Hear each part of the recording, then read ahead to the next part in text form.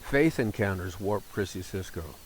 Emmanuel Faith left a shuttle from Mars accelerated in an electromagnetic field to the Earth, gratefully feeling somewhat queasy from the 5 hours of flight. Earth main station at Rotterdam had an intercontinental electromag shuttle railgun with multidimensional tube launchers aimed on permanent vectors to all regions of the world. They were kept as busy as machine guns on cyclical rate of fire. Passenger tubes with extensible wings exited up to orbital escape velocity of 24,500 miles an hour. Emmanuel's tube would land at the Warp Prissy Imperial pad. In the 15-minute flight, a back blast transonic silencer broke up the bang to a bust behind the gleaming glider of a silver needle passing through the blue sky over the ice cap of Greenland and to an approach at the Pacific Littoral just outside the nation of Tawuth's airspace. Glaciers were again in growth atop the mountains of the Coast Range in cascades as the Earth had cooled considerably since the chaos. Earth was still natural, without a Vos field, and had more of a diurnal heating degree day that was absent from much of the dry Martian field-screened atmospheres. Besides, the redwood forest of 3-foot diameter trees more than 100 years old, covering most of the ruins of old San Francisco in peaceful silence. Prissy Cisco was only by the sounds of the jaws of death, cadre training ultras, war sops, and squirrels verbally chastising intruders into their realm of nutrition and fun, rats, birds, and people with authorized entry permits from Emperor Prissy. Emmanuel Faith got surface transport from a line of AI rentals hovering out front. He had driven no more than 15 feet when a filthy, bearded, blood-bruised giant of a man in an ill-fitting ultramarine lieutenant stealth suit leapt at a dead run, crashing into Professor Faith, bringing him to a halt with a "this is bad" sensation. Faith grimaced in pain from the assault and rolled out of the open vehicle into the parking lot with Frank Studos's strong, large hands gripping his throat, choking the life out as he was kneed in the stomach and punched in the groin. Writhing, Faith heard Studos say, "Where is Susie Shan, Faith? I know the Circuit of 5 has taken her. Tell me where she is so I can toss you into the body pit and finish the rest of the rebels." Emmanuel Faith, in dizzy and agony, was trying to get a breath to comply when the grip of Frank Studos loosened. Studos pitched forward with a plethora of skull-penetrating darts, removing much of the bony portion of his brain-housing unit and its corporate-trained contents. Faith was shaken. He could not rest long. A military policeman of the jaws of death, cadre, waked up, holstering his weapon, and said, "Let me see your entry pass." He removed it from Faith's convisor index. "We don't allow our officers to treat guests that way in Tawuth, sir, unless given explicit orders." He returned Faith's convisor. That officer was out of uniform and has an identification. "No matter. Would you help me toss him into the garbage bin? He's a big one." The pantheon of supermen constructed in quarried Alaska marble barged to the ruins of Olympia, through the Warp Canal to Port Town, down the free-flowing half down the Black River to Prissy Storia, and left down the Pacific coast to the Prissy Cisco Bay a decade ago by the sculptor Dignitas Phidias, where dozens of mini-tower steel and glass buildings with pink Precambrian Mayan roof pyramids and 60-foot statues of Warp Prissy's heroes, including himself, at the pinnacles. The blown-off upper half of the Transamerica building hung limply upside down like a Ku Klux Klansman's pointed hat at a 45-degree angle, glued at the edge to a bald-headed man. It was a perennial monument to the chaos. If the Constitution could have restrained people like superglue from Hemingway, what might have been, Emmanuel considered. From the port of Prissy Cisco's imperial pad, the route of warp ran through the Pantheon, past the Circus Maximus, at Candlestick Flats, the Geary Prospect landing zone, women's quarters, thatched roof huts with mud streets, ox carts, bullocks, beautiful unshod ponies with bridles and wooden leather saddles, a corpse pit, the D.B. Cooper Center for the Study of Chaos, and innumerable densely wooded, wilded-up areas near Fisherman's Wharf and back of the Throne of Warp. A few hundred muscled, stout bruisers, brethren of war, stood guard amidst the fluted Corinthian columns, concentrated in the Perinu and porticos de Warp on both sides of the route of Warp, and charming little temples amidst the Pantheon mini-towers, in each of which was a different seated sculptor of the Emperor in Vermont marble to inspire the people. Emmanuel's Meisner Force platform was slowly moving, with other pilgrims in a procession making way to pay homage to the living Emperor of Tawuth, Warp Prissy. Faith wanted to get a feeling for what the phenomena of Tawuth was up to. Perhaps Warp Prissy Cisco was not the most representative place in Tawuth, but it was the seat of government. All roads in Tawuth, it is said, lead to Prissy Cisco. Warp replica robots ubiquitously littered Warp Prissy Cisco, and groveling kowtowing was required on pain of death at their request, as if they were themselves the Emperor on penalty.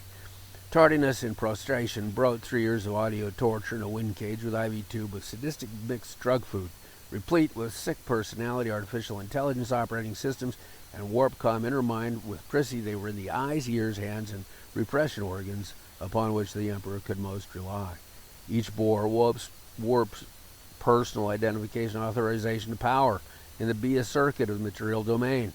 Emmanuel reflected upon the half-wild, mildly classic transformation of the root of Warp into a woodsy Valhalla south and shuddered inwardly that a recrudescence such as this neo-Nazi architectural revival in a city of surviving anarchist supermen could await Mars colony if the whipsaw wasn't stabilized. At the end of the route of Warp, 5 miles northwest, Emperor Warp was receiving afternoon audience in the throne encrusted with emerald, ruby, sapphire, and diamonds, with gold and platinum, ivory, and onyx sculpted raptors, claw armrests, and fiber, quasi-crystal, neo-intelligent fabric, super real, visual dissimulation components, and more frills than 100 chimps in 100 lifetimes given the chance to have human intelligence could possibly use. It glittered, shining with the glory of the sun, seeming to be what it was not, and was exceedingly an effulgence in Prissy's disco only by the Emperor's rhetoric, which boomed from a constellation of tubular field sound amplifiers with super bass millions of micro subliminal turbulent bytes forming delayed reaction messages around and within every overt word that Prissy uttered. The disparity between speed of light and very slow speed of sound normally allows a virtual infinity of time to reshape and place more effective corruption into Warp's words. Below the level of pain perception, with AI corruption and tension on it fires to enhance the Hemingway effects. Millions of subliminal ideas per minute were stuffed by the Superman operating system into the skull housing units of the ears lent to Warp's oratory. Warp was about to commence his oratory when a century of goons arrived. Flinging himself immediately into an appropriate groveling prostration at the Emperor's feet, a centurion said, "Mine Emperor, 5 goons of 500 warsops have gone on strike demanding dimple transplants as perks for the med benefits package." Warp Media replied, "Run them through the Dragaza procedure and transfer the goons to the Emperor's Harem Guards Legion. Delete the leaders." Emperor Prissy began his speech. "We receive our new pilgrims to our bosom with a welcome we offer to all again of humanity per se, knowing that each shall become a hive insect of the most fine quality, with many, many years of use in effective life applications. Drones, workers, warriors, schmucks, lend me your lives, and each of you will be better for me than anything you could ever have done for your pathetic selves. The perfect rule of Warp awaits you, embraces you with open arms. Since I calculated solutions for Diophantine equations in my mind at the age of 5, I've calculated ways to bring the masses into my beneficial bondage. 7 or 8 score and a few decades ago, Emperor Clinton and his prophet Dr. Venter announced in the big room of the White Castle of the Amerigos the receiving of a new book of life from whose this is the day of the ascension of man, from the bog of self-determination and natural design to perfection. There is no turning back. I have a body pit for that. We have subdued chaos and disorder while increasing it. Aftermath of the destruction of mass man, mass society, mass values, all other organization complacence, we have formed into a newest order of world for Prissy. It is my commitment to you to bring disorder, decay, and nimwits to administration in our time. You are the fulfillment of the genius philologist Friedrich Nietzsche's utopian vision of the triumph of red meat in the diet and anarchy and the rule of me. I am top, sitting in the throne at the center of history, mass motion, aesthetics, and eternal recurrence of the deserving leader. I am the reason for being, the one and all in one, the rock rolling and not rolling, the most true perfect being amidst adepts trying to be like me. You, my newest servants and guests, may aspire to quasi-superman status and take home a Jaws of Death study guide in an easy-to-understand SCOM script for 6,000 corporate milers per thousand.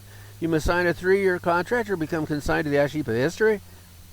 Let the ultra-war sops audit your spirit. Bask in the radiance of my persona as anarchists in your own place, own day. Should you ever be really learning the shining paths of the moons of other worlds without my leadership? Could you avoid the pitfalls awaiting you at every turn in an uncompassionate solar system? In the concrete warp auto-consciousness cult, you will understand that I am the source of your power. Some have trusted politicians, journalists, governors, and military juntas. I am the culmination of the best of all possible rulers, totally unfazed by the big com propaganda. When you were content with the mere proto-anarchist political philosophy, shoring up domination of some privileged percentage of society, providing prosperous mass consumerism and comfort instead of looking forward to fascism, chaos, conflict, war, death, disease, authoritarian subjugation, mindless drunken communism, and troubles, you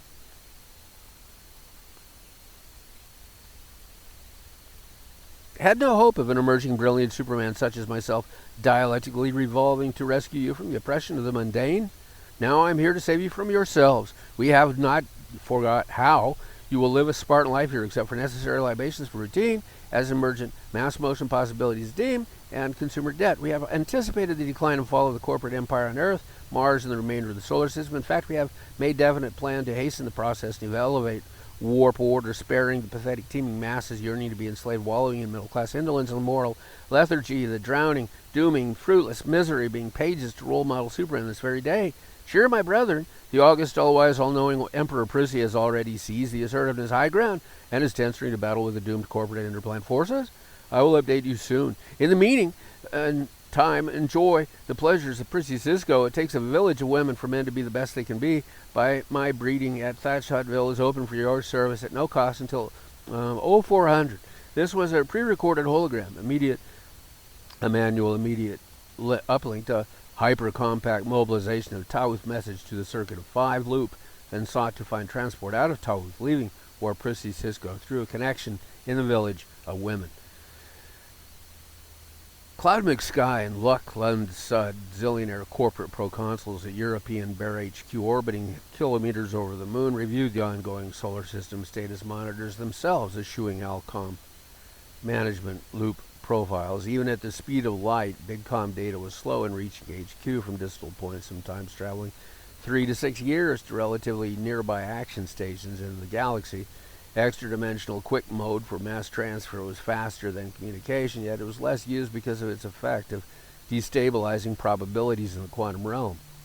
Anticipatory probabilistic orders often were issued months before activation. The corporate zillionaires wished to review the timeline for corporate absolute monopoly on Mars. Wildcat explosions in Novo Mikkelgarth and Topsky danked down concern. 3 field agents, Sid Cops and Kane Mug Shush, were deactivated when reports on mass time geodesic socialization reached them. The Europa Bear Station was an immense structure, 1,000th of the mass of Europa, processing chemicals and information mined from the system. It is the production and trans-shipping hub of the outer solar system. Cold packs arrived from Pluto, the 12 planets, Kuiper Belt, and rogue settlements in deep space within 200 light years. 10-string Art teleoperating system piloted cold pack ion engine-powered drones around through folded space cones with odds and ends for trade in return for packaged goods vectored home. The proconsuls chose to promote a resourceful expediter agent, 2135, to fill the leadership gap left by the Sidcop's absence. They hadn't learned that 2135 was an Uncouthian alien with uncouth powers bemused with corporate interplan's assignment of Agent Susie Shan in her search for rebels. McSky and Sud released the promotion order, opened bottles of Tsarevich Pilsner and ale, just as Prizzy's special weapons and nuclear kick team, led by Commodore Yermolov and a stealth Triumph ship, arrived kicking their rotten door, brushing through defenses effortlessly like flies going to a full dinner plate on a picnic table.